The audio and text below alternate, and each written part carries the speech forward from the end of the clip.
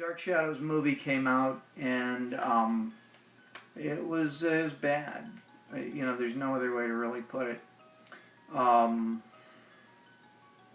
it is so bad, and they got every character so wrong that it's not even that it pales in comparison next to the show. It's like it doesn't exist. It's exactly what Tim Burton did with Planet of the Apes. So that makes me feel good about the project. I'm not going to have any concerns about the franchise being redefined hanging over my head. And I'm pretty excited about that.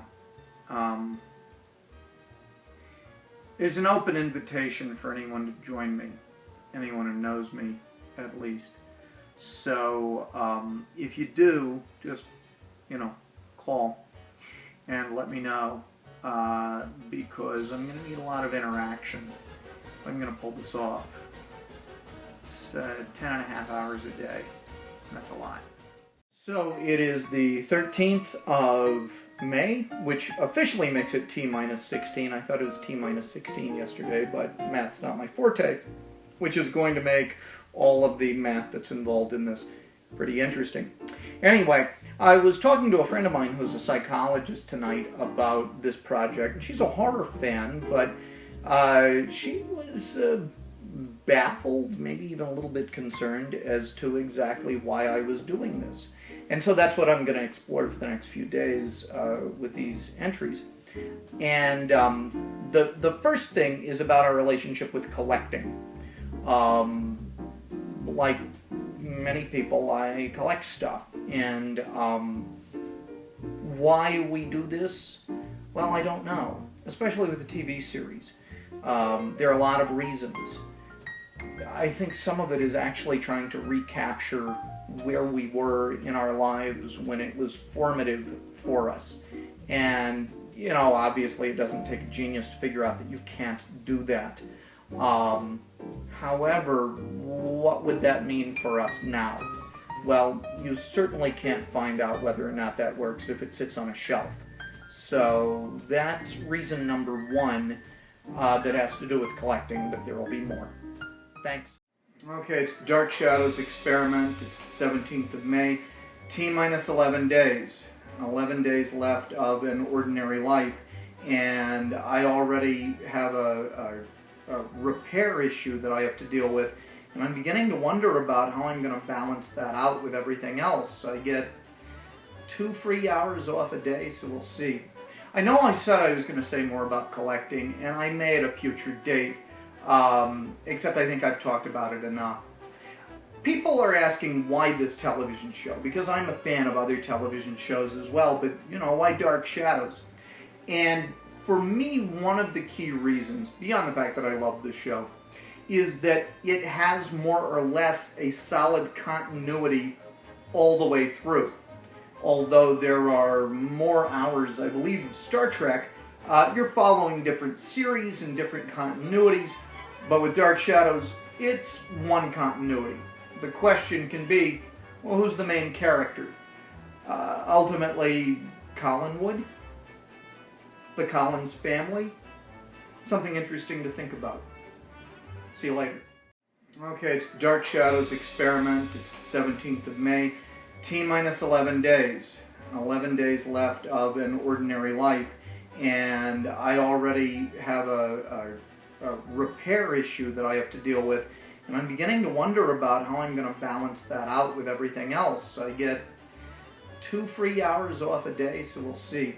I know I said I was going to say more about collecting, and I may at a future date, except I think I've talked about it enough. People are asking why this television show, because I'm a fan of other television shows as well, but, why Dark Shadows? And for me, one of the key reasons, beyond the fact that I love the show, is that it has more or less a solid continuity all the way through. Although there are more hours, I believe, of Star Trek, you're following different series and different continuities, but with Dark Shadows, it's one continuity. The question can be, well, who's the main character?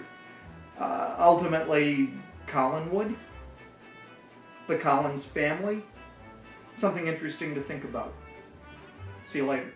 Dark Shadows Experiment, May 19th, T-10. I've retaken this one many times, trying to get it right. One of the reasons that I'm doing this right now, and I am acutely feeling it right now, is that I need a rest.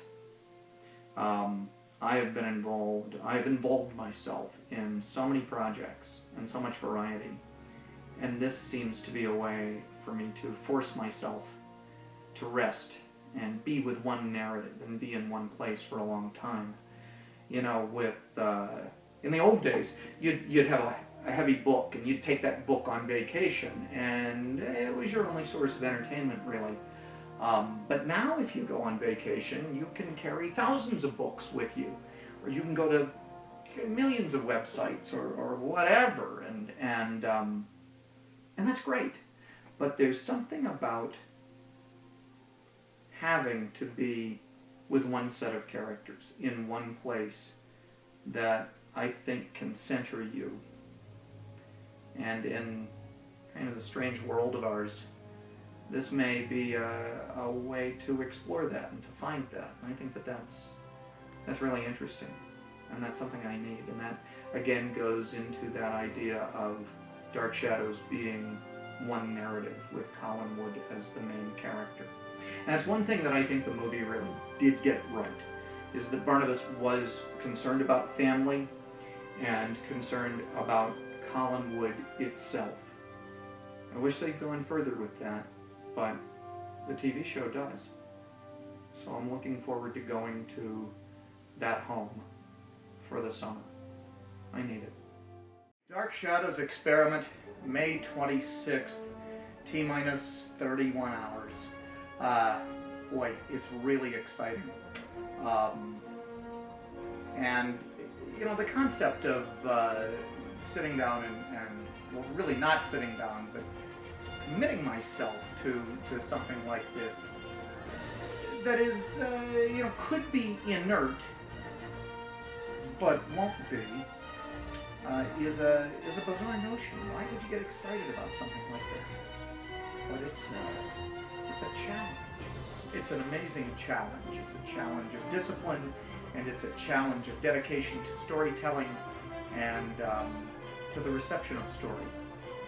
I can't wait. We now have a mission control, which I'm very excited about. And mission control examined a little bit of the scheduling that we have and realized that there were a few discrepancies. So we're going to get a new, improved calendar coming up, and it's going to include everything that we had and a few more episodes that I missed out on.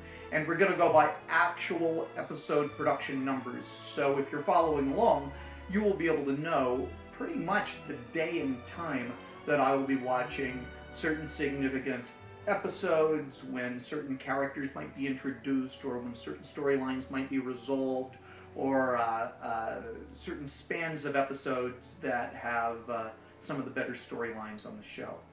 Anyway, I'm very excited. Look forward to seeing you soon. Take care. Dark Shadows Experiment, May 27th, Day 1, or T+1. We did it. 28 episodes. Took us from 7 a.m. to 5:12 p.m., but it was accomplished. And I'll tell you, you know, this early storyline, before you have ghosts, before you have Barnabas, before you have any of that, is as slow going as you would expect. And so really being able to power through it in huge swaths is exactly the way I think you just got to do it. You just got to power through it.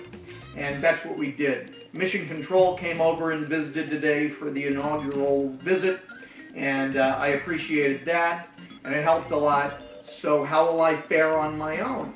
Well, we're going to find that out. Because Mission Control is here, I swear that's the only reason. Exercise was not integrated in. We'll see how that goes tomorrow as well. But I'm very excited. that was about it. I'm going to try and save these video journals to be just immediate emotional reactions. The emotional reaction right now is that I'm stunned that I think this can be pulled off. I think we can do this. Who knew? Oh, by the way, if anyone knows where my bag of microwavable sweet potatoes went, let me know. It's missing, thus no lunch break. It's a sad life in that respect. I want my sweet potatoes. I'm going to blast through this stuff pretty fast. Okay, so I'll tell you what.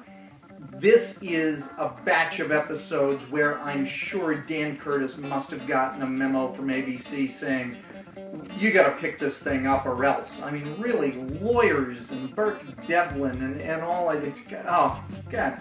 It's just a killer. I mean, if it weren't for some of the really great performances, it would be deadly. And honestly, it pretty much was. And it's really around episode 50 where things start to pick up. You can really notice things start to happen. They start talking about Widow's Hill. They start talking about the ghost of Josette.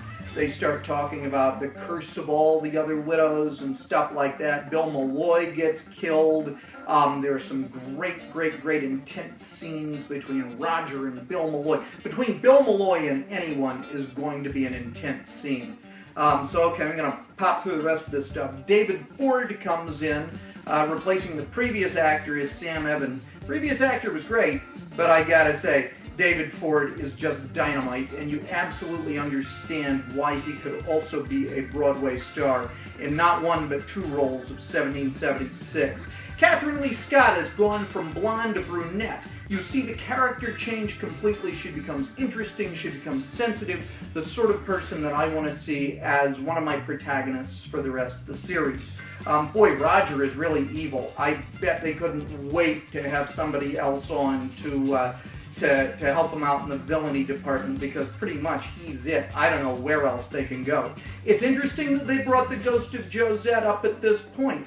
You know, considering what a role she would have later in the series, they didn't know that at the time. But holy cow, is that something that really fits together very nicely. George Patterson comes in as the new sheriff. He is completely the Collins flunky as I'm concerned. Wow. Okay, so the way I'm looking at it, that episode 50, which shows a marked change, was right around the 10-week mark. And I think that really proves something. I think Curtis must have gotten a memo or something saying, pick it up. That's just my theory. Okay, I'm going to edit this and go to bed. Good night. Okay, it's the Dark Shadows Experiment. It is June 4th and day 3, and so far all systems are go. We got through a lot of stuff dealing with whether or not Roger was guilty of Bill Malloy's death, and boy, they obsess on this pen, and I hope there's payoff for the pen because it's pretty dull. And with all of the questions of the class envy and Joe Haskell wanting to be a self-made man and them wanting to give him a job and all, we see very much what soap operas were like at the time. I really liked how Mrs. Johnson is being insinuated in by Burke Devlin as a kind of spy and all of that. That's fun to see that there is an origin for that character. And her obsessive cleanliness is, it's a riot. I did find various projects to work on during the day, so there were many fewer quotes as the day went on, but I was still in the room and I was absorbing the story. Two outstanding things I want to mention very quickly. One, the most moving scenes are definitely between Burke and David. That relationship is one that, you know, yeah, Burke may be a manipulative sleaze, but there's some real emotional authenticity there that I think will probably come up with a question of whether or not Burke is David's father. So that was something that I really liked. And I rescind my comments about Sheriff Patterson, aka Dana Elcar, being a puppet of the Collinses. He's a wonderful character, carrying several episodes, and really stands up for himself. So it was a good day with the Dark Shadows Experiment. I'm looking forward to a good day tomorrow. For now, Take care. Thanks. And it is June 5th. That makes it day 4 of the Dark Shadows experiment. And I got a lot of video editing done today. It was a rough day to get through. They are still focusing on Burke Devlin. They are still dealing with, well, they've just dealt with Bill Malloy and all of his death. And I'll tell you what, without Bill Malloy or a lot of Sam Evans, the quotes runneth dry. I am really ready for the Phoenix. It feels like the writers get right up to taking a chance with something supernatural, and then they pull back, and they say, no, we really can't do that. No, they really need to do that, and the show establishes that. Considering how slow the show is now, I can only imagine how startling it must have been when they really got cooking. And then when they got into 1840 and 1841, how fast everything was going. But right now, it was pretty glacial. I got some organizing done around the house. However, I was aware of everything that went on, and I'm glad that it went on. And I'm looking forward to tomorrow with Laura and the Phoenix and Fire Demons, and Jason McGuire and Willie Loomis are right around the corner. So, good stuff coming up. Thank you very much. See you tomorrow. It's June 6th, day 5 of the Dark Shadows experiment, and I am really tired. It was a very long day. We had a lot of things go on. We had a lot of things go on here at HQ. We got some visitors, and that was great. And I had long hypothesized what it would be like to have visitors while I was doing my screenings, and what that would be like, and how much activity I could take before I wasn't really paying attention to the show. And we learned. And I started one of the discs over again because I had missed some stuff, and they were great about that. So that was tremendously helpful. And I did catch everything. I gotta say, 3 things. Okay, we had the death of Matthew Morgan at the hands of the ghost of Bill Malloy, which is 2 great tastes that taste great together. Wonderful moment. It really showed the TV show at its best. Those are 2 episodes, I think 125, 126, great to show anyone. We also had the introduction of the Phoenix, and it brings out a very sad side of David that I also appreciated. Again, David Hennessy just does a marvelous job, and it adds a lot of depth and a lot of pain and a lot of loneliness to that character, and I really felt for him. And you have this part in the middle with Burke Devlin just sort of being Burke Devlin. And the interesting thing is that he is one of the smartest, most active, most catalytic characters on the show. And you know, if they would put him in these supernatural situations, they'd really have something great going on. But they tend to keep him away from that. And okay, that's showbiz. Let's see, anything else that I can think of? Not really. I am tired. I had something really great to contribute. Oh, yeah, okay, here's the great thing to contribute. They finally understood that they need to put something supernatural in every episode. By the time we have the Phoenix show up, they know where they're going. No, it's no Barnabas as far as the storyline is concerned and as far as a character is concerned, but the show finally feels like Dark Shadows. So it's great to be there, and tomorrow, if I'm right, Willie Loomis and Jason McGuire show up, and then I believe Sunday around 10 o'clock, Barnabas comes out of the coffin. So I'm looking forward to that too. Until then, have a great night. Take care. Okay, it is June 7th, and that makes it May 6th of the Dark Shadows experiment. And again, these are long days. I'll tell you what, you know, you do 5 or 6 hours and you realize you've got quite a few episodes left to go. That's something else. It's a good thing that the show kicked into high gear. They were calling in parapsychologists. Laura as the Phoenix is a very, very, very strange, abstract villain to face because we're not that familiar with that sort of mythological creature, which means they can really play fast and loose. they are beginning to layer the past more and more, in the sense of past and Collingwood's past on what's going on. I got office work done. I can see the screen from where I am, so I went back and forth between those two things. However, it was a heck of a day, and it was rounded off with a seance. I believe episode 170. They finally did their first seance on Dark Shadows, and if you know Dark Shadows, or if you don't, then you'll find out seances they're both a big deal, and they become almost hilariously commonplace at a certain point. The show is feeling more and more like Dark Shadows. The characters are really solidifying the characterizations, and David has two of the worst parents I've ever seen. It's the only divorce case I know of where both of the parents seem to be colluding to get the child into the most perilous situation possible. Good stuff. Dark Shadows style. Roger Collins, Father of the Year. Thank you, and I'll see you tomorrow. And this is the Dark Shadows experiment for June 8th. It is the 7th day, and this is the end of our Dark Shadows work week, and what a day it was. Laura the Phoenix met her fiery demise. We said goodbye to Peter Guthrie, who was a tremendous hero on the show, and in many ways, I think, an even more active figure than Stokes. They're very different characters, but boy, he was a wonderful proto-Stokes to have before we had the real Stokes. And Jason McGuire came on, and I gotta say, this was the first day, where we had some seances. We had two, in fact. But also, we had Dennis Patrick come on as Jason McGuire. And, you know, when I first watched the show, I thought, well, Barnabas is supposed to be this villain, but Jason McGuire is the character I hate. But, you know, watching Dennis Patrick now, what an actor.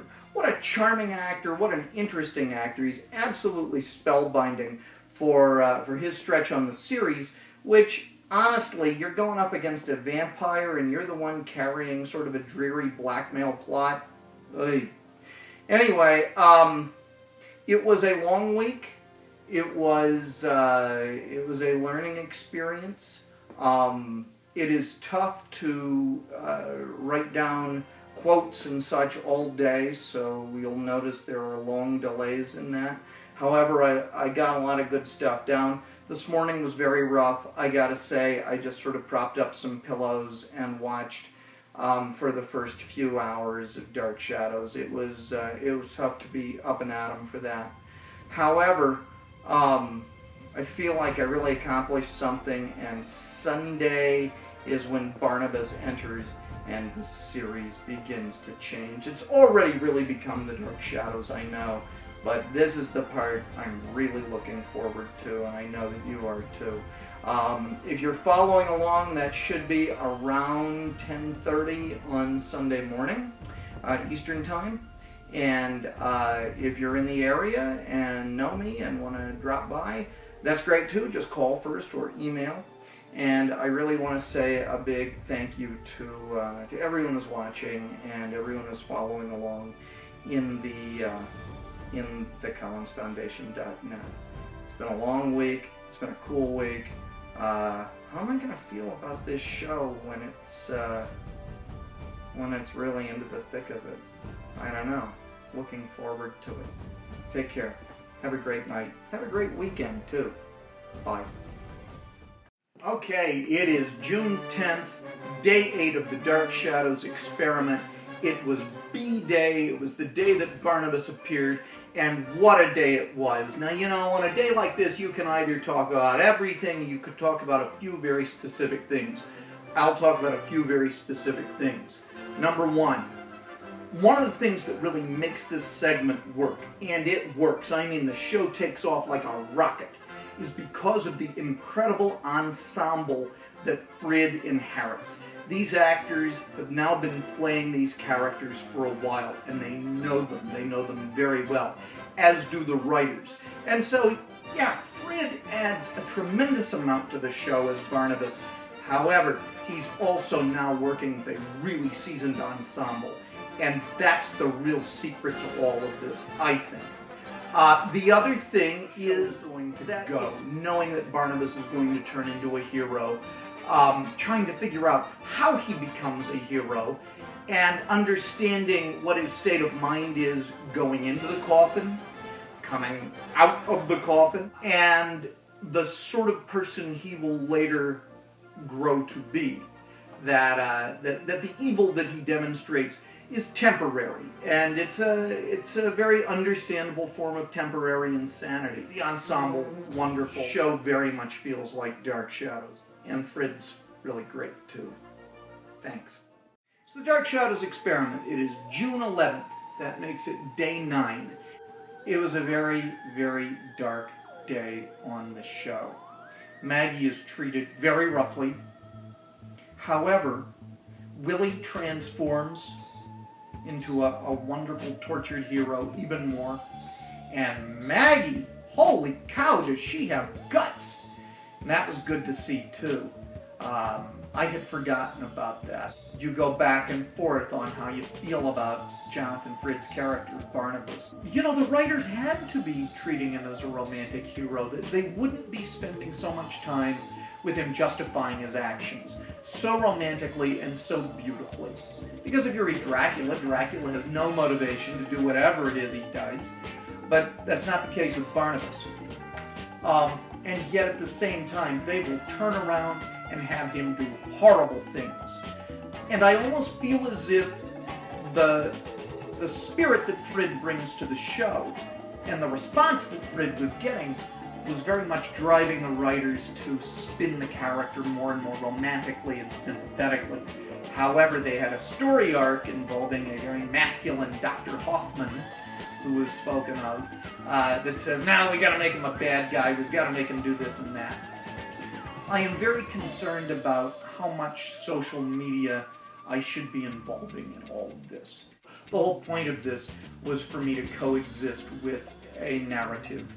And it's tough to coexist with a narrative when I'm always running off to journal my coexisting with a narrative.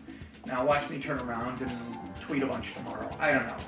But it's been an interesting balance to find.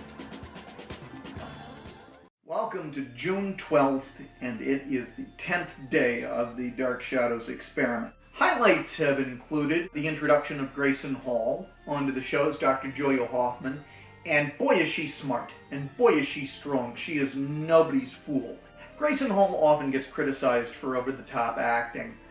I think if you look at the context into which she enters, her acting is absolutely on the same level as everyone else's, and I think she is worthy of that Academy Award nomination that she got. Maggie's psychological scarring keeps going. They also really give Barnabas's kidnapping emotional consequences for her. I was also very intrigued by how romantically resilient Barnabas is. One relationship doesn't work out. Oh, I'm sorry, you're not Josette. Well, I'll just make Vicky Josette. And I think what's going on there is the producers had realized, we have a star, we didn't make her Josette. This is terrible. We needed to do that. Why didn't we do that? We also had the costume party today, which I see very much as a prelude to the 1795 flashback, because we have the costumes, we have the characterizations, and Barnabas engages in some very odd psychodrama about his issues with Jeremiah Collins. At the costume party, we have many Dark Shadows elements, including a seance, now led by Roger, who has gone from being the skeptic to very much leading the charge. Yet another highlight was the marriage to Elizabeth by Jason McGuire. And I remember when I was a kid, I wasn't that concerned with Barnabas being a villain because he's the vampire, so that automatically makes him the good guy. No, I was interested in Jason McGuire because this was a real bad guy doing something really bad to Joan Bennett. And she's nice, so why would you do something bad to her? We will have Barnabas's amazing aging sequence coming up very soon with that Dick Smith makeup, and that's going to be great. Take care. Bye. It is June 13th, and that makes it the 11th day of the Dark Shadows experiment, and it was a transitional day for the series. That's a polite way to put it. At this point, they knew they had to keep Barnabas around as a ratings cash cow, but they hadn't really figured out that he needed to be a hero.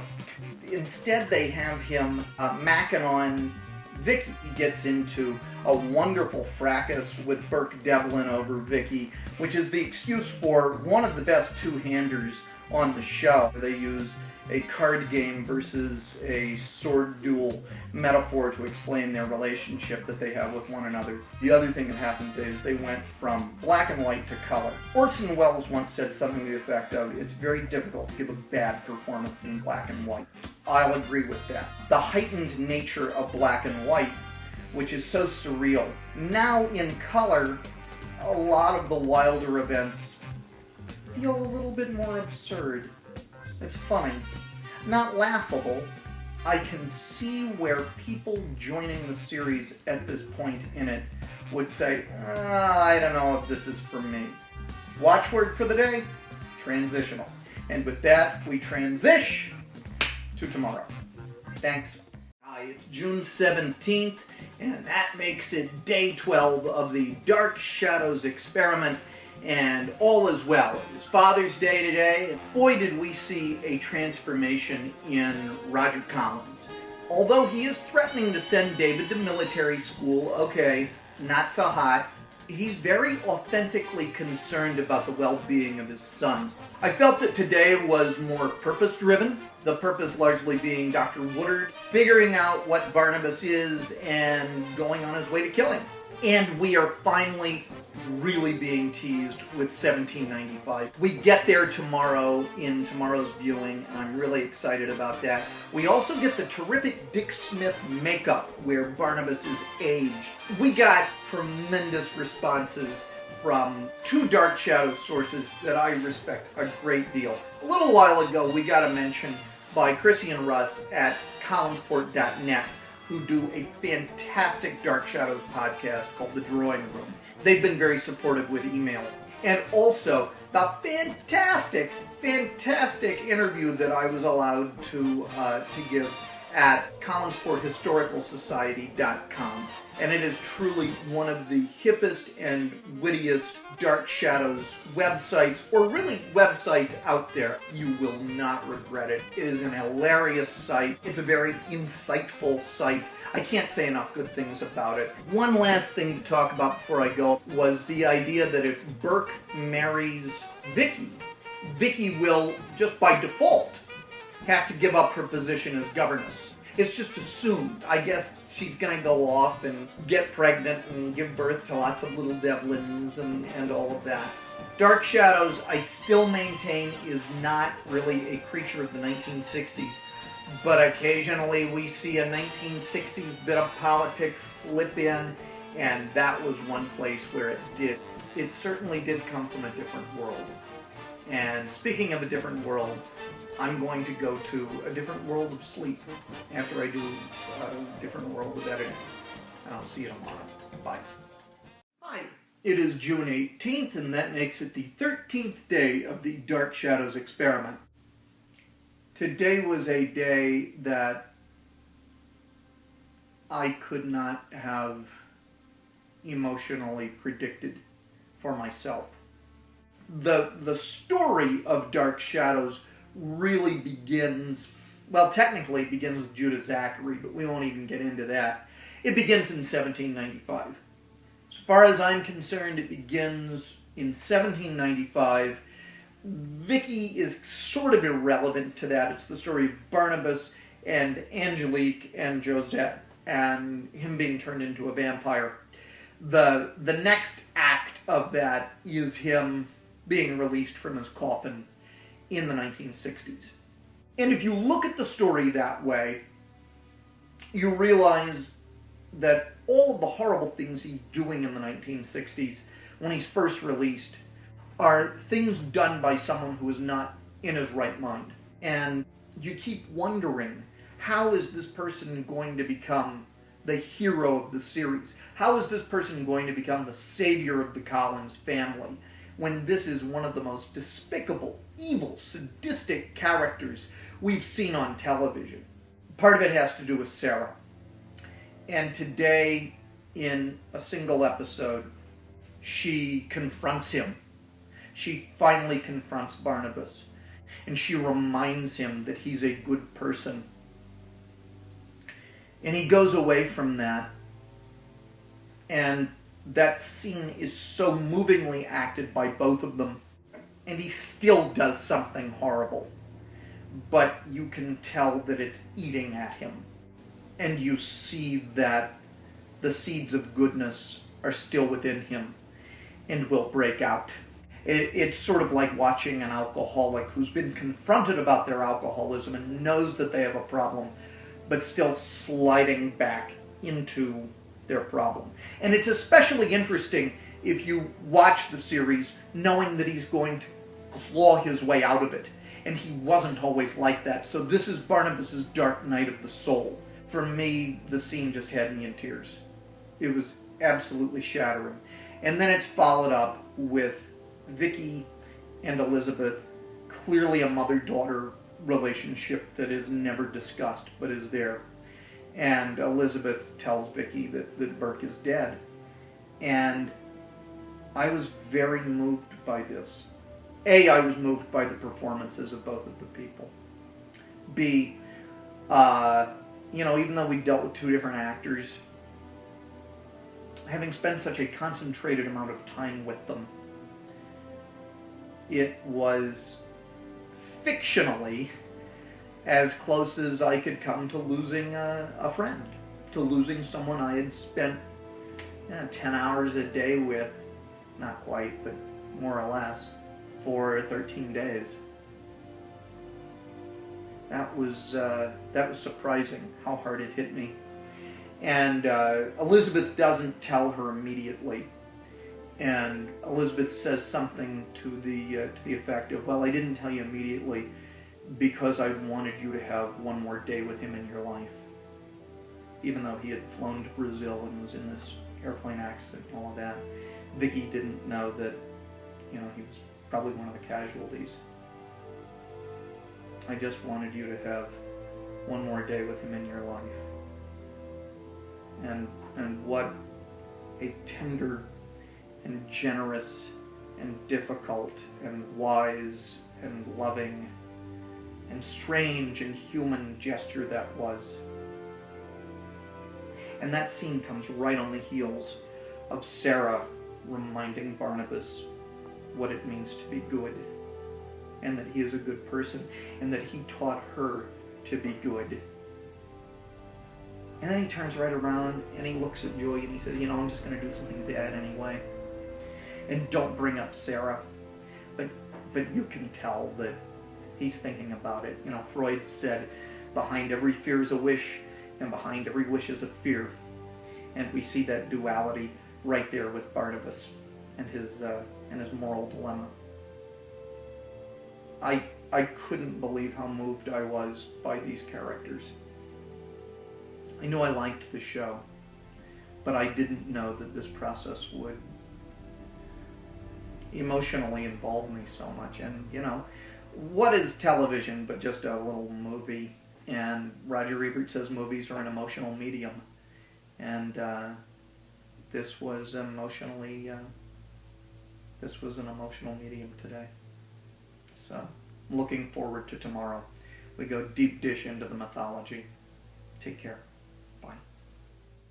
Hi, it is the 19th of June. That makes it the 14th day of the Dark Shadows experiment. And we are finally in 1795. And that was so great that today I backed way off from the Twitter. I backed way off from the quotes. I've been dialing all of that back anyway, partly so that I can simply enjoy the show a little bit more and not feel that I have to constantly document my enjoying of the show. In some ways, at the beginning of 1795, despite the time travel, it feels more like a soap opera than it did towards the end of its 1967 sequence. But eventually you get witchcraft mind control, and you get Anthony George Zombie Thayer David. It's great to see him. The two things that are not very interesting to me, Jonathan Frid playing a young, love-struck Barnabas off to get married and so on and so forth. Just not as interesting. And I suspect as an actor he would agree. He enjoyed playing villains or heroes with very complicated problems. Similarly, I did not find Josette to be particularly interesting. It all felt very kitchen sink, very humdrum, except for Lara Parker as Angelique. Now we really have the two poles on the show. If you know the 1841 storyline, and you know how it's resolved, where, spoiler alert, she's actually his great love all along. He just wasn't quite aware of it or wouldn't admit it. That puts a wonderful spin on everything that happens. So I had a spirited disagreement with a friend of mine years ago about the 1795 sequence, where I said, compared to the 1897 storyline, it's just not quite as great. And my friend really feels that, or felt, he passed away last year, a gentleman named Ed Mather, and Dark Shadows fan supreme, and just a prince of a guy. Anyway, Eddie said, no, 1795, because that's when Dark Shadows takes on its great identity. That's when Barnabas becomes Barnabas. And he's right.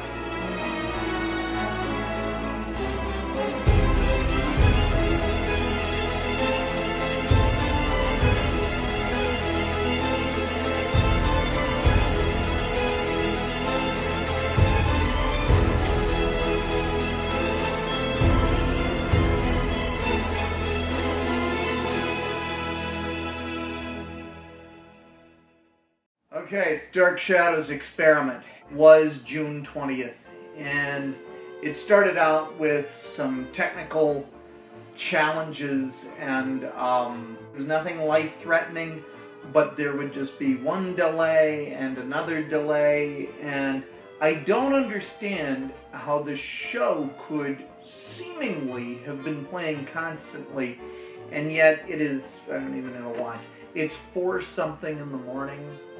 And I think I started maybe around 11 in the morning. So how that happened, I'm not really sure, but it did. Ed Mather was right. You know, just as I didn't know that the show could get that rough with Maggie when she was kidnapped, emotionally I didn't know it could get this rough with Barnabas. Just when you think a character is one thing, they reveal something else. That's for the villains, that's for the heroes, that's for all of them. Theoretically, my viewing starts again at 7. I'll probably go to sleep. Take care. It is day 16 of the Dark Shadows Experiment. It is the 21st of June, and it is before 11 o'clock at night. And oh, I'm so happy about that. It was a fascinating day because by the time I got done editing the video, etc., it was about 5:30. I thought, well, I'll just keep going. And I basically did until that old devil common sense caught up to me after about 3 episodes and said, go to sleep. Got up a few hours later and just powered through. We got Angelique gone, and so what do? Well, you put Roger Davis and Jerry Lacey together in courtroom scenes, and they're like pit fighters. The thing about this project is that if that schedule gets interrupted, even by the smallest degree, I don't get to do the stuff I planned to do at night. This sequence allows Louis Edmonds to explore tremendous internal conflict. Every line Barnabas says is gold. Everything he said was poetic and was dark and was gothic and was introspective and had everything going for it. The day began almost expressionistically with Clarice Blackburn and Jerry Lacey just almost with flashlights under their faces. Felt like I was watching a new wave art film from France from the era. Finally, we got this Grayson Hall blogathon that's going on today. This has all been, as far as I know, the effort of one gentleman, and it's the gentleman who runs the Collinsport Historical Society. Doing something like the Grayson Hall blogathon gives the Dark Shadows community online a real sense of community. And when I started this, I didn't really know that that existed. When the movie came out, I feel like that was out there. But the movie comes out, and then where does that community go? And I feel like the gentleman who runs Collinsport Historical Society, Cousin Barnabas, is doing a lot to maintain that sense of community. And I just think that's terrific. So thank you. Thanks to everyone who follows this, and I will see you tomorrow. Bye. Hi, it's the 22nd of June. It is the 17th day of the Dark Shadows experiment. This was the end of the first full 6-day work week. I am properly tired. I learned a lot about the cascading effects of schedule. We've gotten back from 1795, and that's good because the show is now really where I know it at its best. Barnabas has basically emerged as the hero. He does have, the occasional moral wanderings of wanting to decapitate Jeff Clark so that he can take his face and love Vicky under false pretenses and things like that. But if we overlook those things, he has become the hero. We got Stokes on, and Stokes is a character this show needs. It is the character who knows what's going on, and when they come in, they can solve a problem. Addison Powell is a hoot. He may now be my favorite mad scientist. He's sort of like an evil Quatermass. Other than that, I'm going to keep it short and sweet. I'm going to get some sleep. I'm going to start posting these videos in the morning because I'll film them at night, but really the editing can take upwards to an hour. Anyway, have a great week. Take care. Bye. Okay, it's June 24th. It's day 18 of the Dark Shadows experiment. I have now watched 500 episodes of Dark Shadows in 18 days.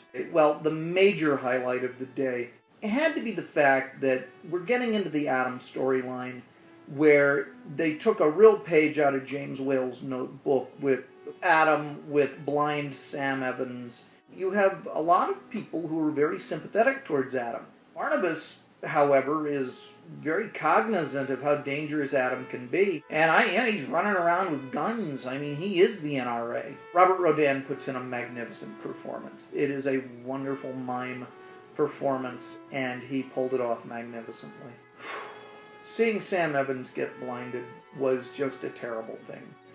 Having followed him through the series, you see what a wise and funny and sort of beatnik warrior, poet, artist, philosopher he is, and to see him blinded, to see that they go there and they stay with it.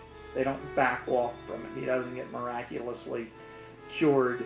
Yeah, I guess it's a cliche. Oh, look, the artist who can't see. And it would be a cliche if they had done that within the first few weeks of the show, but they didn't. They did that about 500 episodes in. I have two moments in the series that I just absolutely love, and one of them happened today.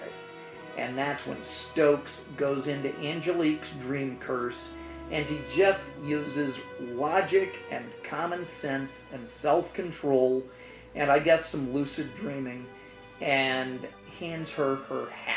Dark Shadows is a series where the heroes rarely know really what's going on. Rarely do we get a hero who just comes in and says, okay, look, I'm going to make short order of all of this. And Stokes does. He's a magnificent man of action. And the writers have so much fun with him. He is so witty and so erudite. And I have to wonder if, when they created the character of Ben Stokes, if they were planning Timothy Stokes all along, his sophisticated descendant. I hope so. Clearly they knew they had a gem in there, David. It was a joy to see that moment. We are now at the point in the series where I'm comfortable with it. I know these people.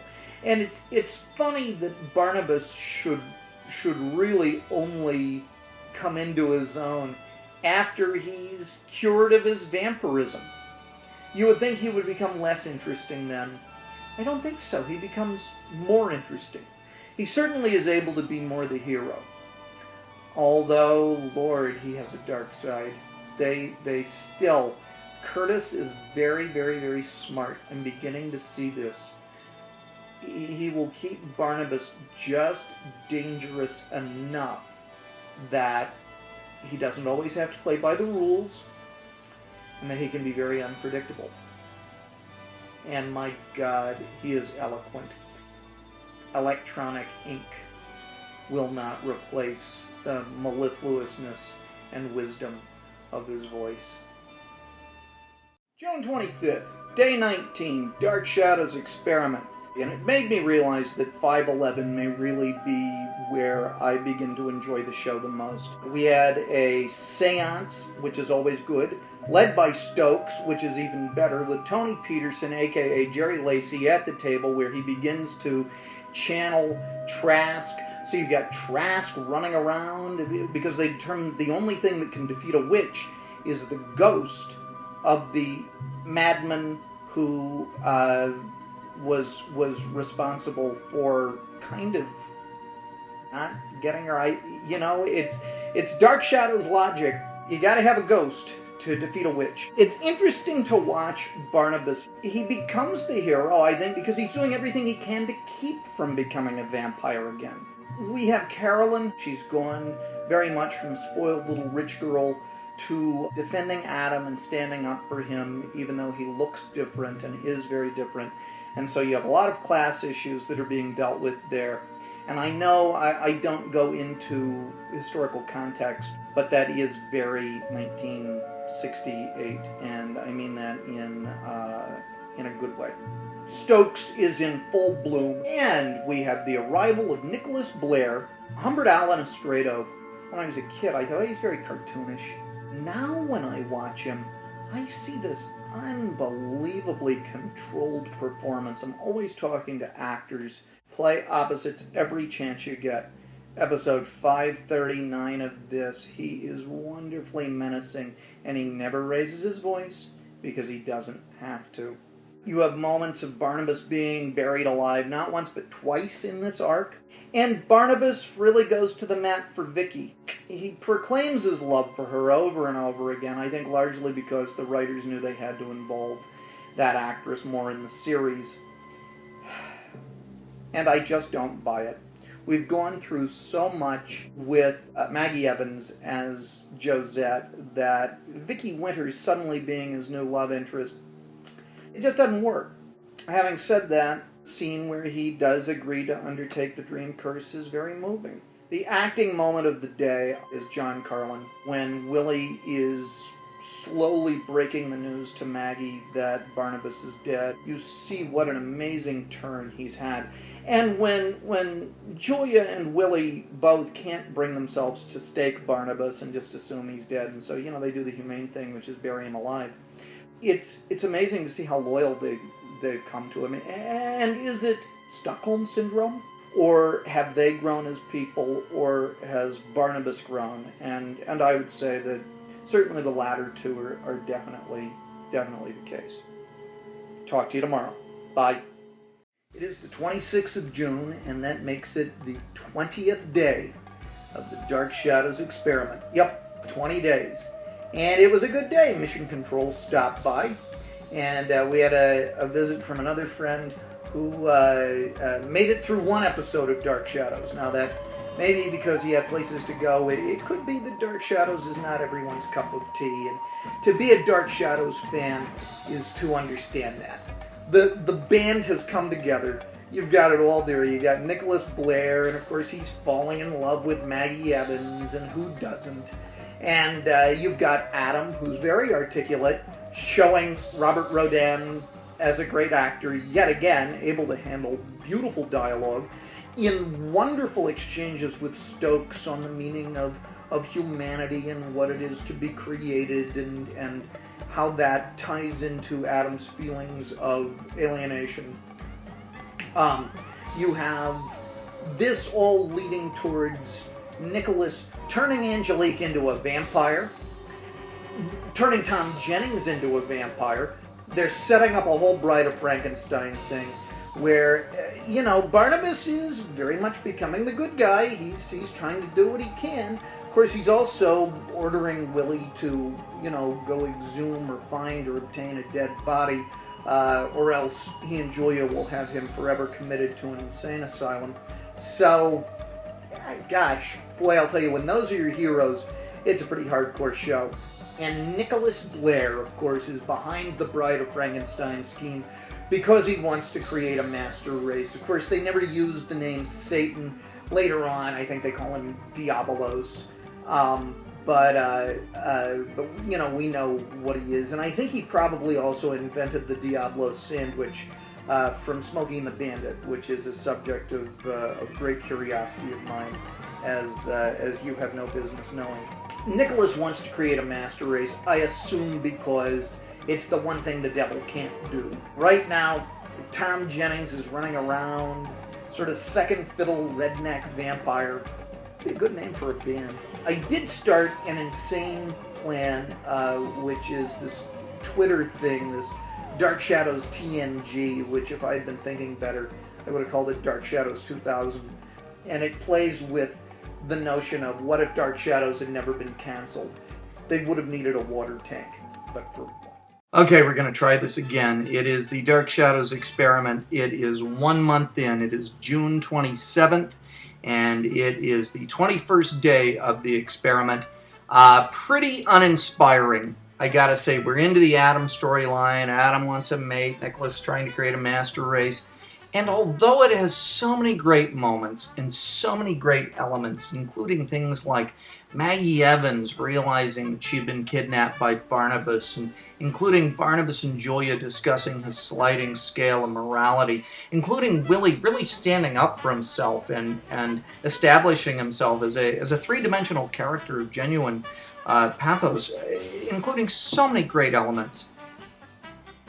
And it just doesn't hang together, and I think that's because these characters are all short-timers. A lot of them are. We know that Vicky's on her way out. If you know the show, you know she's on her way out. Sorry if that's a spoiler. You also know that Adam's not going to be around very long. I mean, you know, there's only so much you can do with that guy. Although they're doing a lot, Robert Rodan is magnificent. I got an email, so that's great, probably from Robert Rodan. Or his family or someone. Anyway, really looking forward to 1897. Right now I feel like I'm just in a waiting period, and I would have loved to have been in on the writing sessions at this point, just to know what's going on. Much more to say, but this has been the third or fourth time I've tried to take this video, and so I'm going to cut it short tonight, and I will see you tomorrow. Take care. Bye. It is the 28th of June, and that makes it day 22 of the Dark Shadows experiment. We are about halfway through with the series, and we are basically about halfway through with the experiment. Okay, so it's 1 month. I have very slowly with the blog been detaching myself from writing a lot on it. I switched a number of my observations to Twitter so that people can follow and they don't feel like their inboxes are being inundated with email. I feel like there are profound things to say about the show, and I don't know if I'm really saying them. Lots of good moments. The creation of Eve and Marie Wallace. She's dynamite. She's the only Frankenstein's monster to be born in stockings and eye makeup. And she doesn't seem to question the fact that she's born wearing these things. So my goals for the second half of the experiment, I want to actually put down some of these great ideas that I have. I have great ideas for the blog and essays that I want to write. Whenever I'm not watching the show, the moment the show goes on, my brain just sort of turns into a receptor for the show. So I would like to become a little more active with things like that. I would definitely like to get feedback on what in the blog and what in the videos is useful to you and that you like and that you enjoy. Do you want stuff that's more personal, that's about my experience watching the show and living this monastic life? Or do you want me to just be analytical and review the show? Because you basically have access to the ultimate lab rat. I really have to thank this woman named Barbara who is very enthusiastic about the blog and about liking things on it. And I hope that the people who do that consistently, if you want to, feel free to drop me an email. Let me know what you like. It's a wild process. Whew. Take care. Okay, it is the 23rd day of the Dark Shadows experiment. It is July 2nd. Very quickly, it was a big day for the show. If you go and look at the section of the show that we looked at, we went from really destroying Nicholas all the way through to saying goodbye to Vicky Winters to bringing in the character Quentin Collins in a genuinely frightening way. This is how people spent 1968. It's a terrible year. These episodes that we ended today as Maggie Evans takes her position as the governess is the same day that Apollo 8 was reaching lunar orbit. I think about maybe that moment of optimism that people felt when those three brave men did that, and being able to tune into Dark Shadows and seeing that Barnabas was at last the hero he was destined to be. Got to spend this weekend with some friends. One of them is a friendship I really made through Dark Shadows. That was a friendship that really brought me into adulthood. Being able to talk to them and listen to them about very kid-friendly subjects like vampires and ghosts and werewolves, but with a very adult take. They were wonderful teachers, and it was an ideal text. And you know, just when you think you have nothing to really say to someone, not in a bad way, but gosh, how am I going to communicate with this person? All of a sudden, Dark Shadows comes out. One of the other actors, guy I had known for years, but someone with whom I had never really been able to have as good and as rich a conversation as I wanted to. Guy named Dirk. We started talking about Dark Shadows, and he was of that marvelous generation who ran home from school every day to watch it. And his introduction to Dark Shadows had been those Marilyn Ross paperbacks. What a large universe, and what a rich universe, and makes us all Collinses. And here's to all of the friendships that Dark Shadows brings us all. Hi, it's July 3rd, 2012, and that makes it the 24th day of the Dark Shadows experiment. We have a lot of stuff about Chris Jennings coming in, and I have to say Don Briscoe's acting is terrific. He is a very watchable person, and from what I understand, he had some psychological issues. There are drug stories, and if that's the case, it is a real tragedy. I think he would have been a major star. And so when I see him, I'm very sad. He's able to delineate between Tom Jennings and Chris Jennings very well. Tom being sort of a bumpkin, and Chris being a very bright, up-and-coming architect. And I don't know if he had that in mind when he was playing Tom, that he was going to be doing a counterpoint as Chris. I'm not certain. Or maybe just Dan Curtis liked working with him. We do have Maggie coming in as governess. At first I wondered if she were going to be different than Vicky. And she really was. She's stern. She's a lady of action. And that's something that's been set up prior to that. And she suffered a lot in the series. Quentin as a ghost is absolutely terrifying. And Quentin as a ghost works in the way that ghosts are supposed to work to be scary. It's not really special effects or anything like that. It's being in a room and no one can see you but one person. Speaking on a telephone, but we never hear the voice, so we can only imagine what the conversation's like. David Selby, of course, cuts a very imposing figure. And we have to wonder exactly what Quentin's agenda completely is. You know, he's trying to kill Chris Jennings, he's trying to drive people out of Collinwood. So is he just trying to get revenge? And on this family that he thinks treated him badly? Is he trying to save one of his offspring from suffering the curse of the werewolf? Maybe. Why has he chosen these moments? This is the status report with me, vis-a-vis the experiment. I have concerns that I am multitasking a little too much. I really should be focusing on the show a bit more. There will be times when I'm just attending to other things. The show is on. I'm always aware of the show. I can always tell you what happened in an episode, more or less. But it is hardly a Clockwork Orange Ludovico technique thing. And at first I thought, well, that's a good thing. That means that, I have a life. But at the same time, it distracts me a little bit from the show. And my goal every day, but I need to get very serious about it, especially as we go into the Quentin storyline, which starts hardcore tomorrow, is making the most out of spending this time with the show. And having said that, I'll see you tomorrow. Have a great day. Thanks. Hi, it's July 4th, and that makes it the 25th day of the Dark Shadows experiment.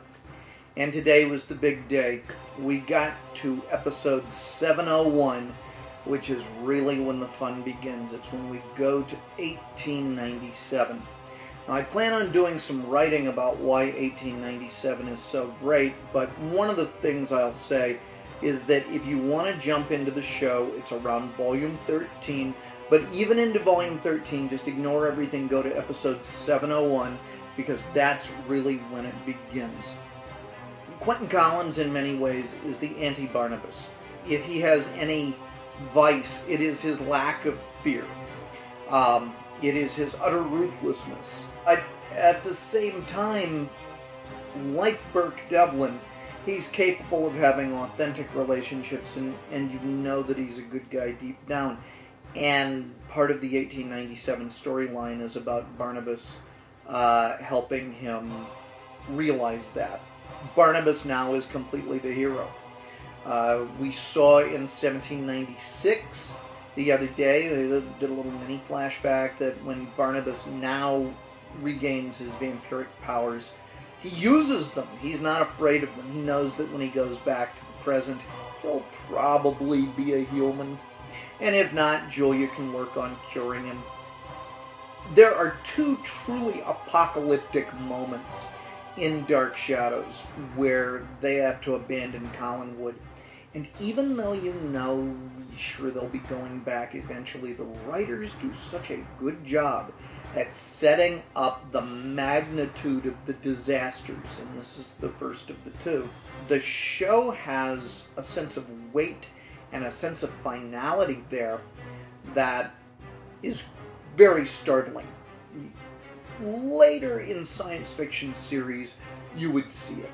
Oh, we have to abandon the Enterprise. Oh, look, it's Babylon 5, it's blowing up. DS9 gets parts of itself blown up. The Love Boat never sank.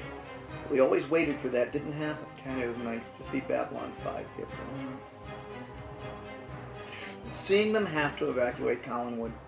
Seeing Roger Collins proclaim that they'll be back. He sells it. Seeing Barnabas with Stokes risk everything with the I Ching. Seeing Stokes perform an exorcism. All this stuff is really the good stuff. And then when we get into 1897, it's slam-bang storytelling. And it's wonderful to see that Barnabas now, when he's dealing with Xander the Gypsy and everyone else, he knows what to do. He knows the drill completely.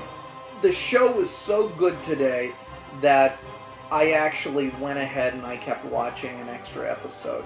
I will see you later for the good stuff, because I think they're about to call up Angelique. It's going to be good. Take care. Bye.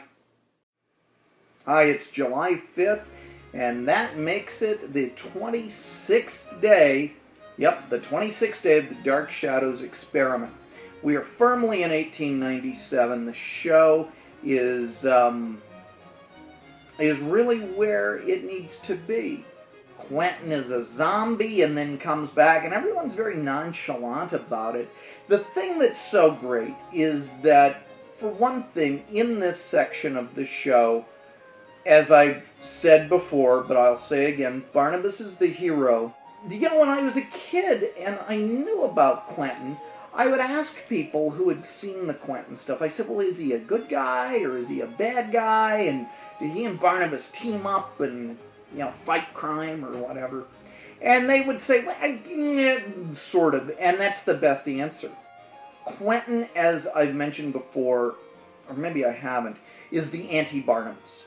He comes in and he is a character of total action. If anything, he acts before he thinks. He is one of the most active, propulsive characters in the show.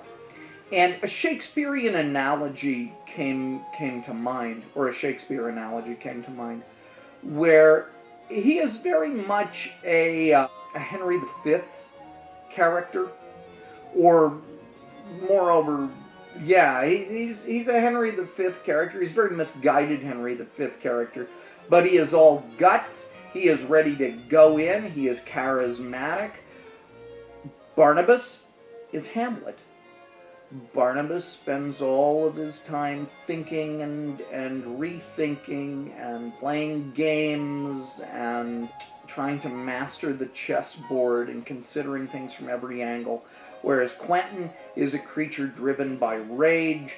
He is a creature driven by vice. He's a creature driven by impulse. And a lot of the 1897 story is about it's about him paying for those things and about him learning to temper those things. Whereas Barnabas, at this point, has learned to act on his instincts and to use his cerebral abilities for analytical purposes and not be hampered by it. The thing that's great about 1897 is that in all of the other storylines that have happened so far, the writers have really been trapped by what they had established as being dark shadows from the very beginning. They're stuck with Elizabeth Collins Stoddard for the longest time. They were stuck with Vicky Winters. They were stuck with Roger. They were stuck with David. And all of this sounds as if I'm critical of those characters, and I'm not.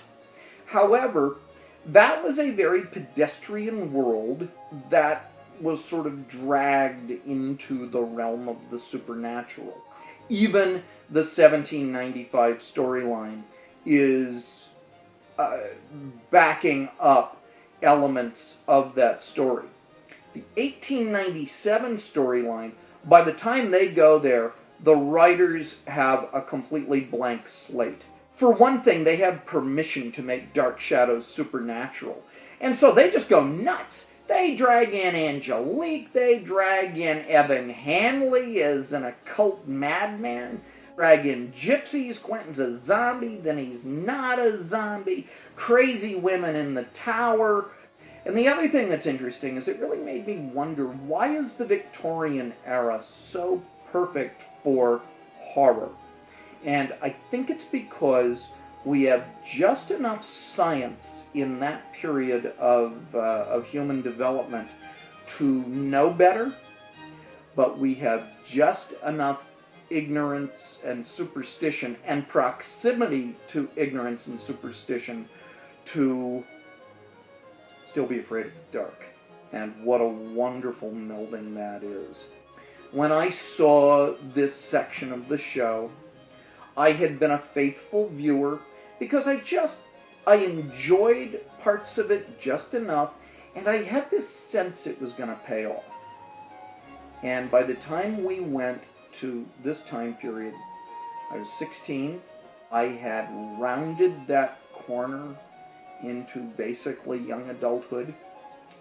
I had a girlfriend, and it was very easy to suddenly identify with Quentin.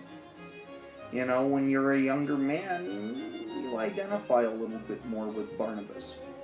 You know, Barnabas isn't quite sure what sort of person he's going to be. He's not quite sure what people will think of him. And, you know, I think that fits an adolescent very well. You know, you're in this transitional state.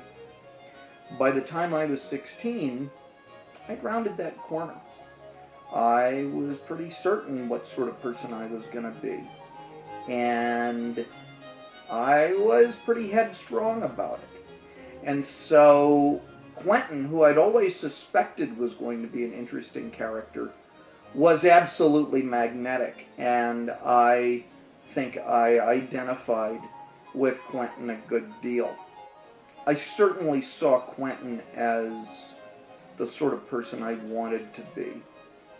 Even, well, let's put it this way, Quentin at his best, not Quentin's bad qualities. It's this great moment in the movie Nixon, and it may be based on truth, I'm not certain, where Nixon's standing before a portrait of JFK, and he says, you know, when he's speaking rhetorically, I think, and he says to the portrait of JFK, he says, you know, when people see you, they see who they want to be, and when people see me, they see who they are.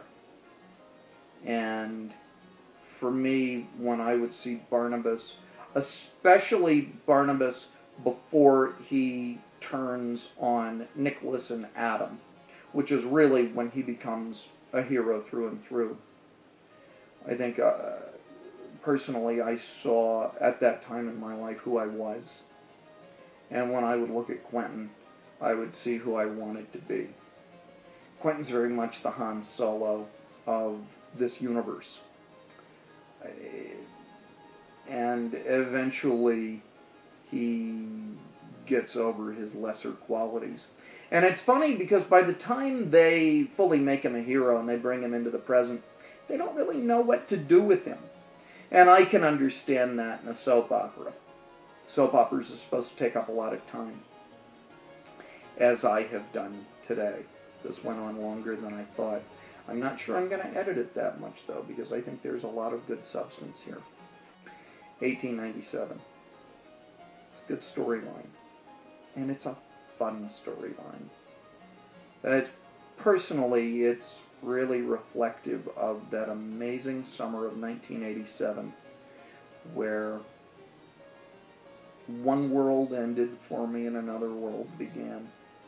That's the summer really where I was adopted by a group of much older friends, and I was sort of made their mascot. I hate to say it because it sounds so corny, but it was the summer where I really started to be a man. And that was the same summer that the 1897 storyline was playing on the public television station that we had. And what perfect timing.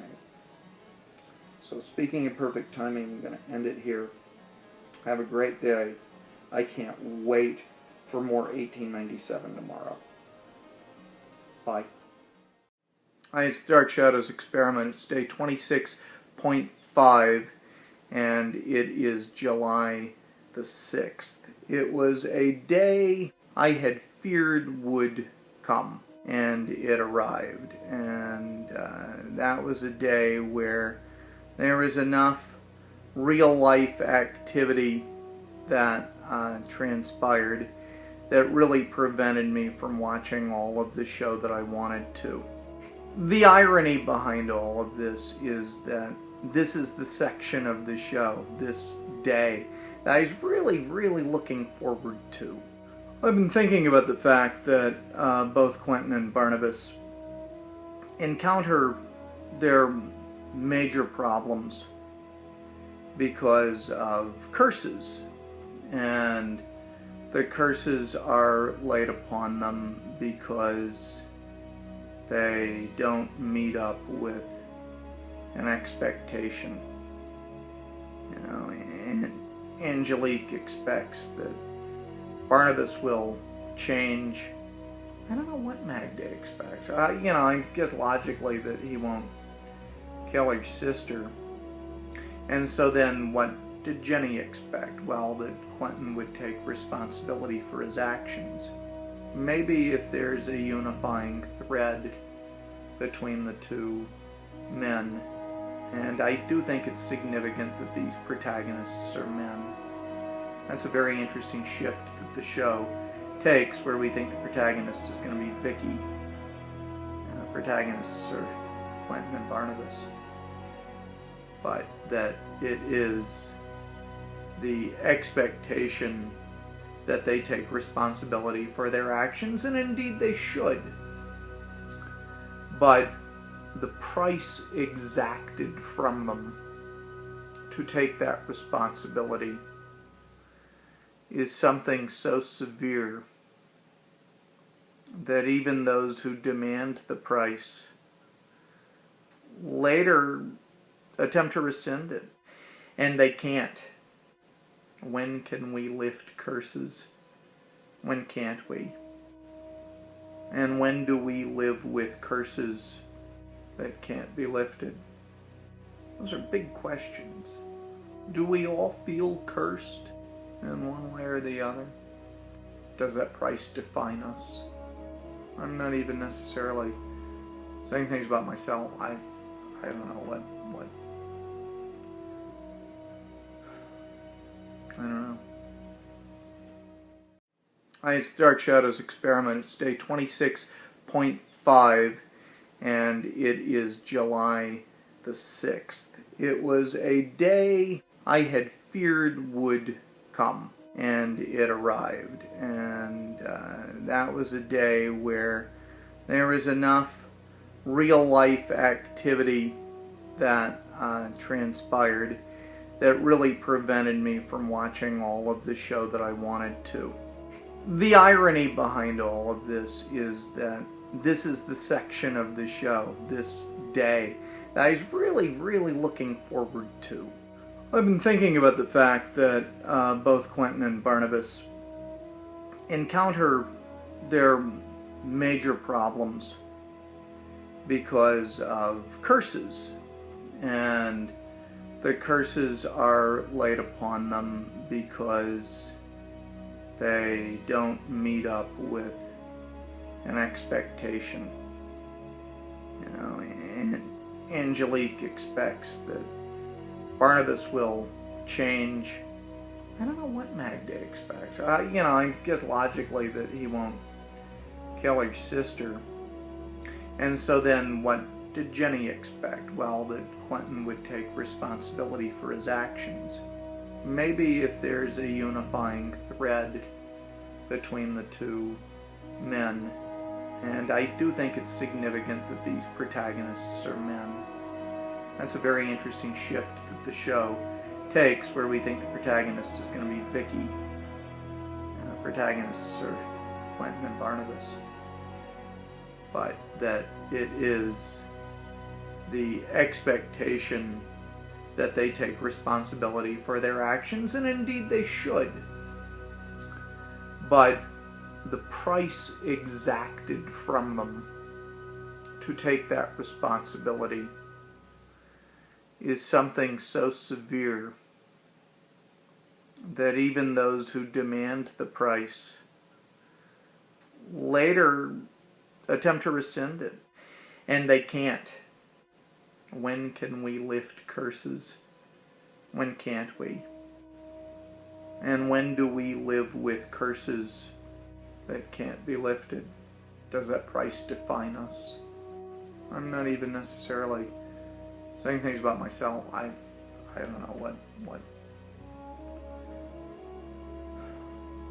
I don't know. Day 27 of the Dark Shadows Experiment. It was for the day that began on the 6th of July and then just carried on and on, really into the wee small hours of the 8th of July. Just one delay after another. I ended up watching the show at odd hours and filmed some videos. If you've seen the end of Apocalypse Now with Marlon Brando doing his Marlon Brando impression, you'll have a taste. I'm on the other end now. I gave a lot of thought to the issue of curses in the show and people suffering under curses that are the result of their actions, but overreactions on the part of the other person, and the person who puts the curse on them ends up regretting it, and it's a very interesting cycle. And I do think that there is something gender-oriented with that. It's very interesting to see men in the position of being victims. I got up this morning and I wrote about it at greater length. Again, in the 700s is a great place to start, people. Sometimes they won't even do a recap. It'll just be, I mean, they'll always do the voiceover, but it'll just begin with a werewolf attack or something like that. And, you know, if you ask me, that's good TV. I'm going to leave it at that. I'm going to get back to the screenings. I started early this morning. It's nice, sort of got my battery started again. So I'm having fun with it. And I hope you have a great day. Take care. Bye. Okay, it's July 8th, and it is the 28th day of the Dark Shadows experiment. We reached its 3-year anniversary, and it is totally unrecognizable from the show that I started watching 28 sessions ago. Wild makeup effects, crazy storylines. The 1840 storyline has the rap for being tough to follow if you miss an episode or walk out of the room. Oh boy, 1897, if I walk out of the room, totally different story, somebody's married to somebody else. It can be tough to keep up with. Quentin is on such a marvelous learning curve. Barnabas has such discipline over his powers, and because it's not really their prime storyline, they're able to take all sorts of chances. Barnabas gets completely outed as a vampire. He's on the run. They introduce a villain so potent that even his hand, just his severed hand, is one of the most threatening villains the show has had. And that's a month or so before the guy even shows up. You got musical numbers, you get cabaret numbers going on. And the fact that you're cheering for this guy because he's a vampire. You've got Roddenberry, whose chief philosophy was infinite diversity and infinite combinations, as much as Kirk then goes on to impose late 20th century American morality on all these other planets, which is a good thing. I'm just going to say it. I'm going to take a stand and say it. The giant snake god computer, not your friend, as it turns out, not your friend. That at the same time, you have Dark Shadows, which is celebrating eventually the differences of these characters. That they start out as curses. You know, oh, Barnabas, you're not human anymore, no one will love you. Well, eventually it's just a condition of his life, and he learns to use it. The same with Quentin. And in an age when we were learning to begin to accept differences in society as something not particularly threatening. It's wonderful that along comes Dark Shadows, presenting us monsters not only with whom we can sympathize, but who we love because of those differences that at one time would have made them scary. It's kind of cool. See you tomorrow. Bye. Okay, it's July 9th, and that makes it the 29th day of the Dark Shadows experiment.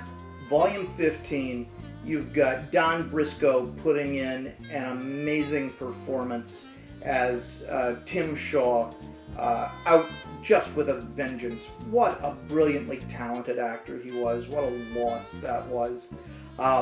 You have all sorts of occult daring do.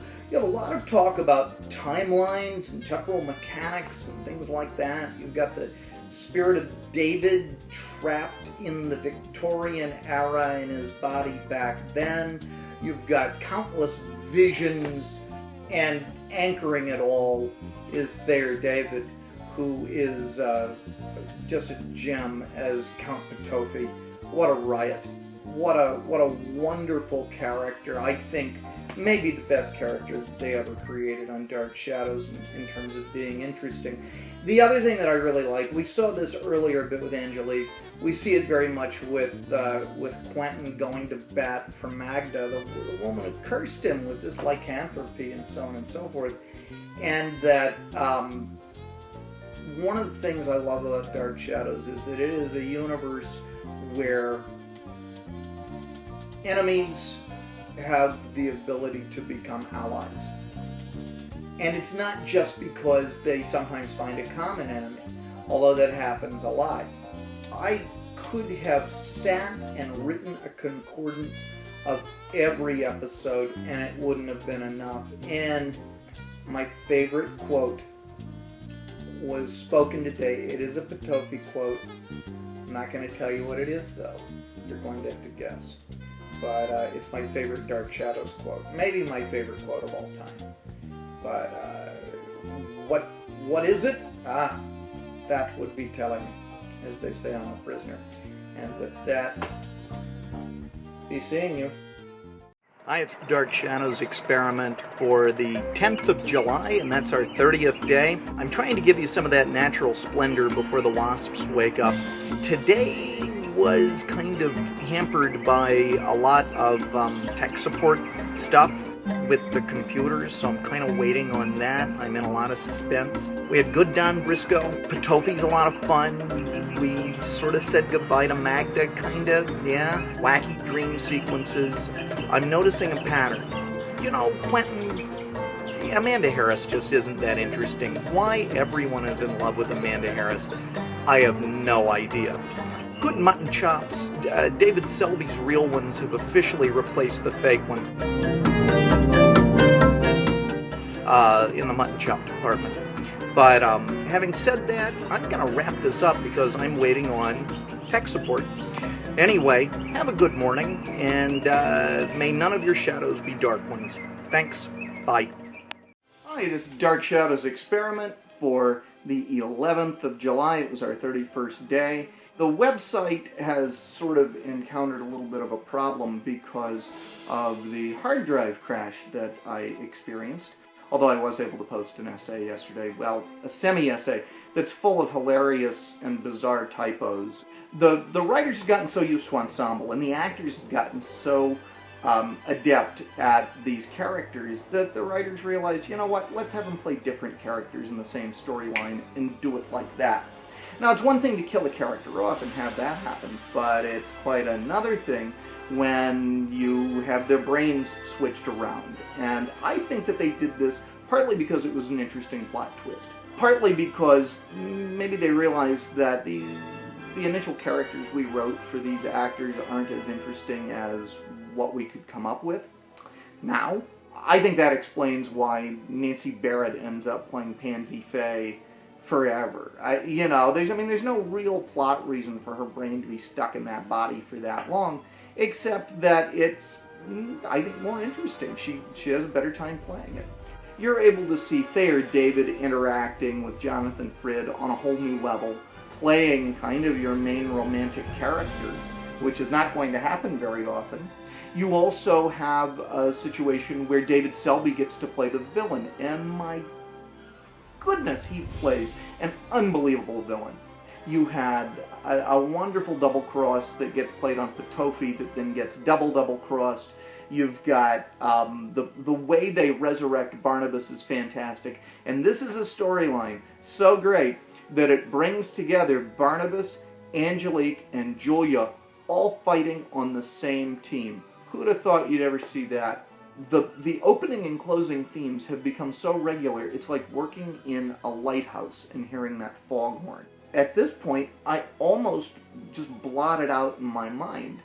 So sometimes I forget that it's gone on to a new episode, which has made keeping track of things a little interesting. It's just become a regular, cyclical, it's just one big story that keeps on spooling.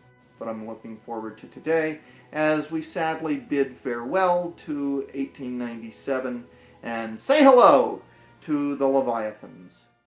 Hi, it's Dark Shadows Experiment, 12th of July, 32nd day. If this were a song, if Dark Shadows were a song, and you went from 2/3 of the way through Pet Sounds, or Sinatra's Wee Small Hours, or something like, to a needle scratching across you would be where I am now, at the beginning of the Leviathan storyline. Not only is it just, Well, kids are creepy. Not all kids are creepy, but you know, the whole Omen and all of that. You got some creepy kids going on. You have Marie Wallace as Megan Todd and as Crazy Jenny in the same episode. It's hard to keep track of those two things because they basically just kind of messed up her hair. And so then it could maybe look like she was Eve just on a bad hair day. Great that they're doing a Lovecraft riff. And of course, they're not going to be able to do tentacled monsters. You know, they say on Family Guy, desperation is a stinky perfume, and this reeks to high heaven. It feels like they are so desperate to restore Barnabas as a bad guy that they come up with this cockamamie Leviathan. And you know, it gets good, because once you get Jeb Hawks running around, and then you got Jeb Hawks versus werewolf stuff, I mean, you know, that's fun. But they have taken Barnabas to such an interesting place as a character, and then just taking all of that away. Why would you do that? Why would you do it's I don't know what else to say. Except for this. Bringing in Paul Stoddard is wonderful. And Dennis Patrick is terrific. It brings a wonderful new dynamic to the relationship with Carolyn and the relationship with Liz. You get Dennis Patrick, who is such a dynamic actor and has every reason to be on this show. And then, you know, they're just going to kill him off. I think it's a real waste. I support Dark Shadows. However, I would have loved to have been present for the writing conferences going into the Leviathan storyline, the lugubrious storyline, lame Leviathan storyline, and that's being unfair. The whole Leviathan thing is fine in concept, and when you have Oberon and Hazer running around, that's good stuff, but a lot of it just seems to be evil for the sake of evil at this point. It just makes me sad. Bringing back Quentin as an amnesiac, okay, sure. The lame Leviathan storyline, I don't know what the writers would do nowadays if they could be doing an 1897 sequence and then come back out of it. I doubt they would be doing it like this.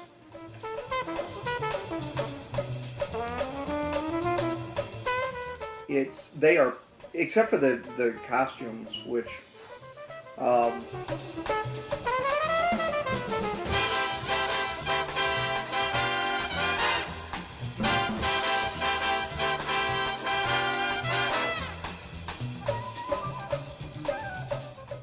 it's Dark Shadows Experiment for the 13th of July, and that makes it the 33rd day of this crazy, crazy business. I had a lot of friends who sort of came over and visited early into the project.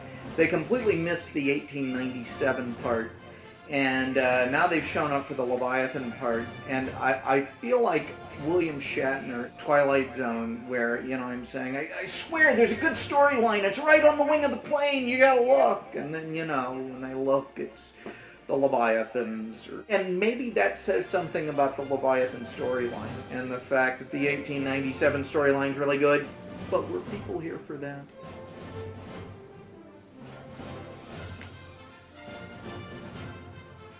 The good thing that happened today was basically Amanda Harris has made a deal with death, and so doesn't turn out well. However, Jeb Hawks makes his appearance. He's a swinging hep cat, almost a Russ Tamblyn-like figure. I can totally understand why they brought him on. You know, Barnabas has this sort of smooth, suave air. You know, Quentin has a gentlemanly, rakish air. Jeb is like something out of a Roger Corman biker movie. You know, yesterday I talked about evil for the sake of evil, and you are some sort of, you know, ancient one, Lovecraftian figure who basically was born to be evil. I think you get a hall pass on that. A human character actually has to be motivated to do horrible things, but if you are a supernatural force who simply exists to be a malevolent entity. The thing that I really like there is that when Jeb finally does turn around, it's the biggest statement on it's such a cliche, but on the power of love that the show makes. I mean, that it can transform Angelique and that it can transform Barnabas and all of that. Well, yeah, it's fine, you know, they're human. Love is what kind of got them into these problems in the first place.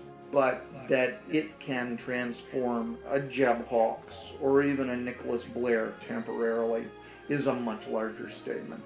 Now that Jeb is back, things are going to get much more interesting. We're going to be bringing in, I believe, Michael Stroka again. And the Leviathan's bizarre vulnerability regarding werewolves. So I look forward to that, and I will see you tomorrow.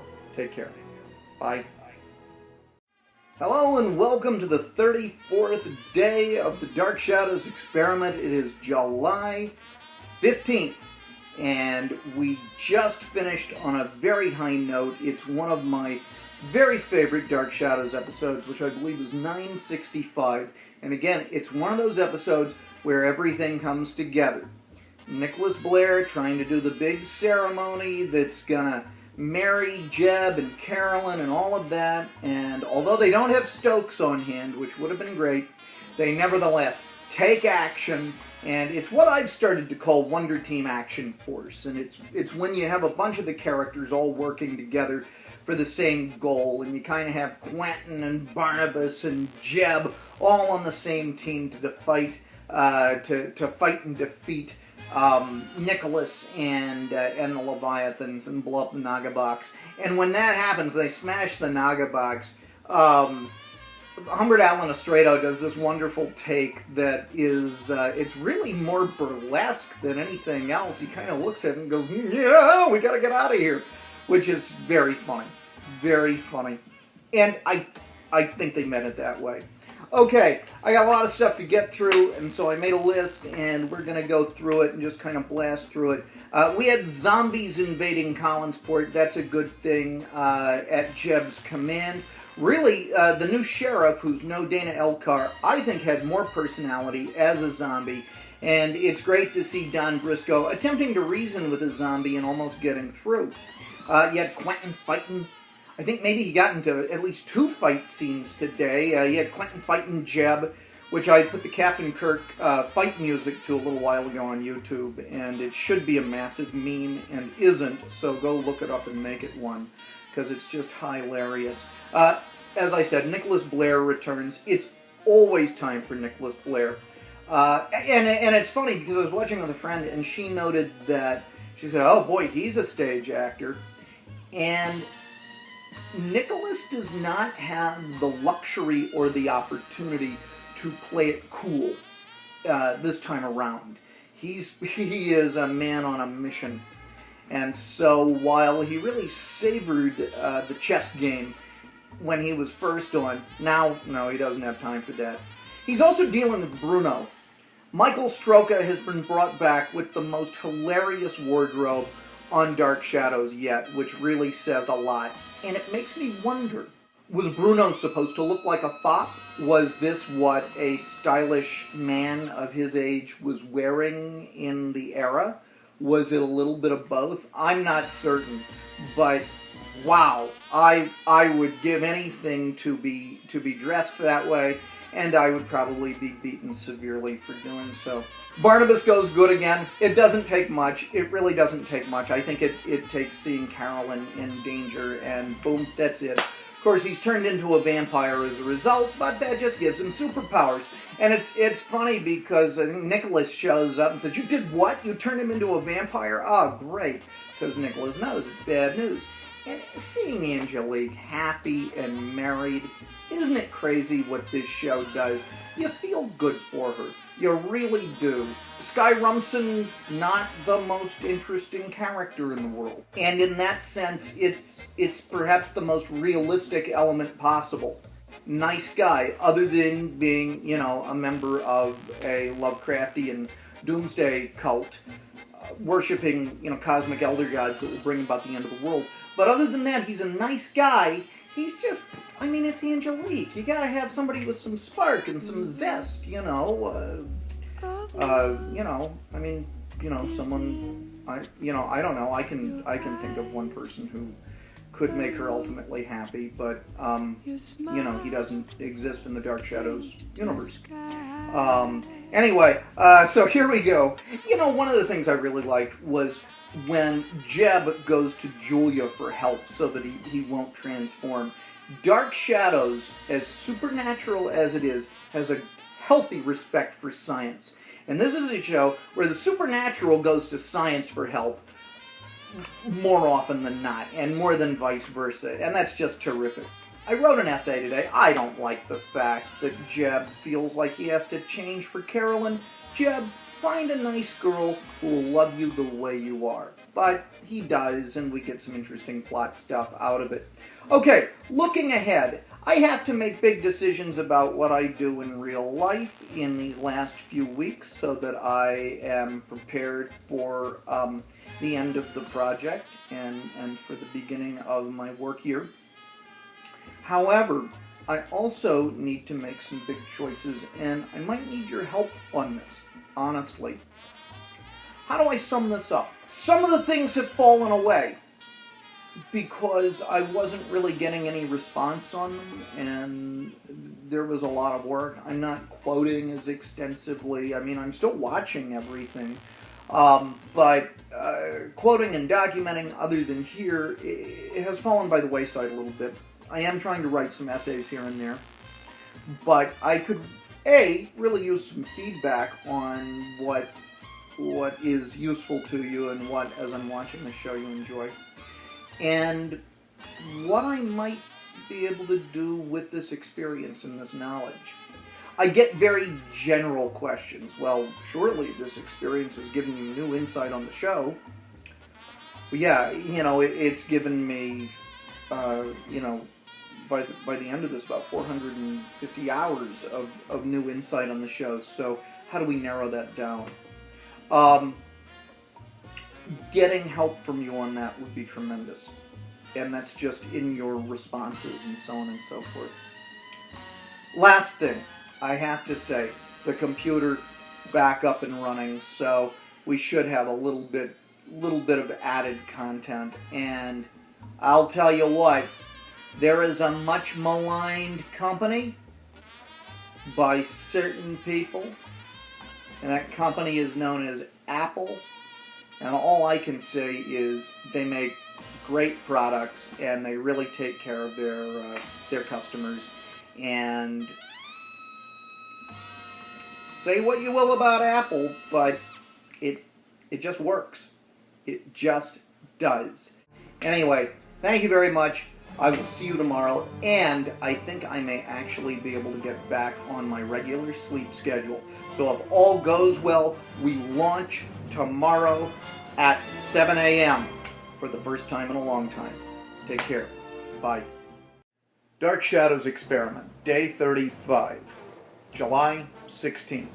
It was a good day, but not for the show. So Carolyn gets married, but Carolyn, she really needs to stick with humans. It just doesn't work with sort of otherworldly monsters and beings and stuff like that. Angelique takes some revenge on Jeb. Sky Rumson certainly takes some revenge on Jeb. And it's just bad news for Jeb. Once Barnabas starts looking in the parallel time room, it's pretty much over. He's going to go from 1970 parallel time to 1995, see the apocalypse, come back, watch the apocalypse, go to 1840, go off to 1841 parallel time. The saving grace is Christopher Pennock as Cyrus Longworth. He very convincingly goes from Hepcat to a Nebbish scientist. I think one of the things that's so infuriating about parallel time for me, I won't go so far as to say it is a punishment for having eyes and ears, because that's, other shows I can think of. Bad Dark Shadows is still better than just about anything else, but it doesn't make it good Dark Shadows. Why would you take a show that had such wonderful success with the supernatural and then take all of the supernatural elements out? That's a bit of an exaggeration, but boy, do we go into soap opera land. Now, I know that tomorrow we actually reach our 1,000th episode and go beyond. We have about a week left. It's hard to believe. Send messages, send care packages. If you are a local and you're watching this, please know that time is finite. And while this has been a wacky thing that I've been doing, The time to share in its strangeness, even a small part, is about to expire. There are times when I feel like I am an experiment subject in a lab, but I'm also the scientist. So what are the conclusions? Well, you tell me. Anyway, we will see what they are as the experiment reaches its apex coming up. So we'll look forward to that. And with that, have a great day. Bye. July 17, day 36, Dark Shadows Experiment. And this segment today not only represented the 1000th episode, in fact, we went up to episode 1022. I wrote a lot today about the concept of parallel time and how disappointed I was that they didn't do more with it. It seems that when you have a parallel universe, you either get to see your characters from a completely different angle, or you get to see the same characters in a universe that's completely upside down. It does get better when they pop Barnabas out of the coffin. It gets a lot better, but I just see one missed opportunity after another. We are, however, moving towards the apocalyptic arc of the show. So I'm going to speak about some fatalistic things, and it doesn't have any significance about me. I want to make that very, very clear. In death, we truly embrace the totality of our meaning. It is our last ultimate chance to sum up who we are.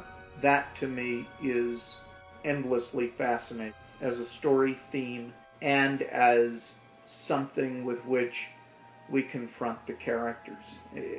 And to see that the consequences of what's going to happen prior to the 1840 storyline are the destruction of Collinwood, Carolyn going insane, Quentin going insane, Maggie going off to an insane asylum. Those are hardcore consequences.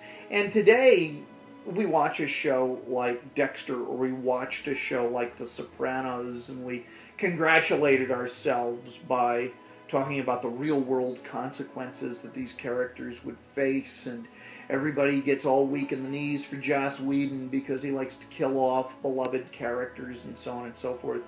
Dark Shadows is doing that.